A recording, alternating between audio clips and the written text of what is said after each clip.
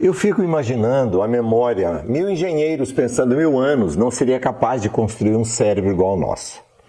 Eu tenho a facilidade de guardar fatos que me tocam no coração. Eu sei que para falar da guerra você tem que chamar um soldado que voltou vivo da guerra.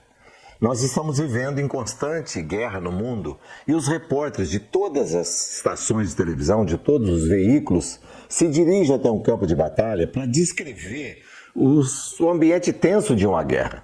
Porém, ele jamais vai ter a mesma capacidade de um soldado que foi na guerra e voltou vivo da guerra. Por que eu fiz esse pano de fundo para explicar para vocês? Porque eu sou avô de 8 netos. Eu me lembro que na comunicação do rádio eu contava a história de um avô lá do Oriente Médio que ele, ajudando a filha, cuidava de um netinho desde que nasceu. A filha trabalhava, o genro trabalhava e o netinho cresceu sob os cuidados desse avô.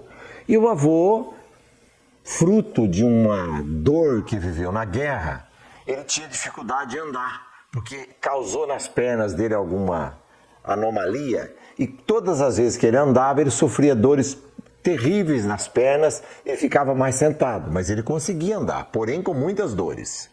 E o menino cresceu aos 2 anos e meio, ainda não andava sozinho, e veio o aviso do alarme que aquela cidade seria vítima de um bombardeio. O filho dele chegou: papai, nós precisamos andar 5 quilômetros, porque nós vamos ser vítima de um bombardeio. Ele olhou para as pernas inchadas e disse para o filho: pega o netinho que eu cuidei e leva embora, que meu dia chegou. Eles não tinham camelo, não tinha nenhum tipo de locomoção. Ele sentou-se na sombra de uma paineira e disse para o filho: eu não suporto andar 5 quilômetros, eu não aguento. E ele tinha uma obesidade que também seria impossível ser carregado pelos ombros de alguém. Ele precisava andar, mas doía suas pernas. O filho voltou: papai, o senhor precisa me acompanhar. Meu filho, eu não aguento. O filho voltou, num gesto de sabedoria, pegou o menino que ele havia criado até os 2 anos, colocou no colo dele: papai, esse é por sua conta. E foi embora, trilhando, olhando de longe. O avô levantou com dor na perna, andava 4 metros com o menino no colo, mais 5 metros e foi indo, foi aquecendo. E o filho olhando de longe, ele procurava pelo filho, não via. E ele foi andando, andando. E com o tempo, a perseverança e a persistência, ele venceu 5 quilômetros e foi salvo do bombardeio. História verídica. Porque para ele não suportaria. Mas por salvar o neto, ele redobrou as suas forças.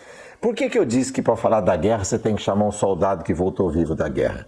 Porque quando eu só contava histórias, agora hoje eu vivo essa história. Hoje eu redobro minhas forças para cuidar de netos. O neto é a sobremesa da vida. Eu quero aproveitar aqui, tem gente que diz avô é para estragar neto. Não, não diga essa frase. Avô é para marcar a vida de um neto, com exemplos. Porque os conselhos movem, os exemplos arrastam. Eu sei que eu faço isso por amor, mas um dia eu serei uma referência para os meus netos. Eu tenho 8 netos, 4 netos e 4 netas.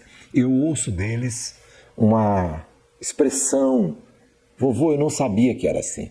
Me lembro a Eduarda, minha neta mais velha, quando um dia eu fui com ela numa chácara, na laranjeira, fui apanhar uma laranja. Ela disse: nossa, vô, é assim que tem laranja? Eu pensei que nascia na gaveta da geladeira. Porque ela nunca tinha visto. Como é que você é? Você tem procurado marcar a vida dos seus netos? Netos, a sobremesa da vida. Essa frase é do Aguiar Valvassoura, mas nunca mais eu esqueci. Portanto, saiba de uma coisa. Aproveite intensamente esse momento que você está. Você tem um neto? Às vezes eu pergunto para os avós. Tem avô que diz: neto é problema, é ingrato, só dá trabalho. Não diga isso. Neto, aliás, na Bíblia está escrito que é uma bênção você vê os filhos dos seus filhos. Queria deixar essa palavra para você de encorajamento. Redobre suas forças. Deus vai te renovando para que você seja um exemplo na vida da sua nova geração.